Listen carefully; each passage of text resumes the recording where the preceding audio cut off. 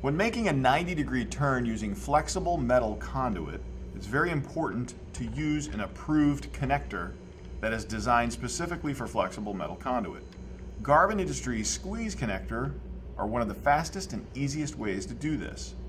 As you can see from the inside, there's a small shoulder in there that allows you to install the flexible metal conduit quickly and easily, stopping it at the proper location. You then pull the conductors through the cable and where they're going to go into the box. To secure it, use the 2 set screws on the top, like so. As you can see, by tightening these screws, it squeezes and secures the cable in place and allows the conductors that have been stripped. You now have a quick and easy 90-degree turn on any electrical box, cover.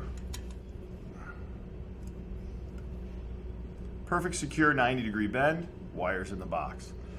These range in size from 3/8 inch all the way to 4 inch, and they come with or without an insulated throat to protect the insulation on the wiring. For these and other great products, be sure to visit us online at garvinindustries.com.